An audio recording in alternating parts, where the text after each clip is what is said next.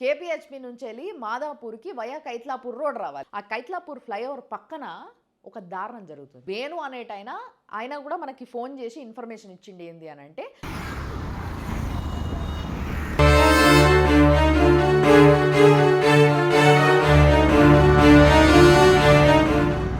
చూసిరుగా ఆ ఫ్లైఓవర్ పక్కకే ఒక వైన్ షాప్ ఉంది. ఆ వైన్ షాప్ పక్కనే ఒక పబ్లిక్ గ్రౌండ్ ఉంది. దాని పక్కనే ఎప్పుడైతే వీకెండ్స్ లేకపోతే స్పెషల్ డేస్ వస్తాయో అప్పుడు drunk and drive check post ఉంటుంది. అక్కడ కానిస్టేబుల్ నిలబడి చెక్ చేస్తుంటారు.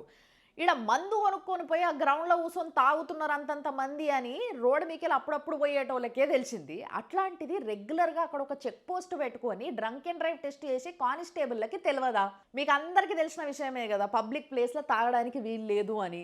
అయినా కూడా పబ్లిక్ ప్లేస్లో తాగుతున్నారు అక్కడ అని అంటే ఎవ్వరు పోయి ఆ చేస్తున్న క్రైమ్ని ఆపరు. పోలీసు వాళ్ళు పట్టుకొని ఆడ అరెస్ట్ చేయరు ఎవరిని. కానీ ఇక్కడికి వచ్చింది అంటే వాడు తాగి బయటికి వచ్చి వాడి ముందు నుంచి పోతే మాత్రం చలానేస్తారు పట్టుకొని. అంటే గవర్నమెంట్ ఉద్దేశం ఏంది? క్రైమ్ జరగకుండా ఆపడమా లేకపోతే క్రైమ్ చెయ్యనిచ్చి వసూలు చేసుడా?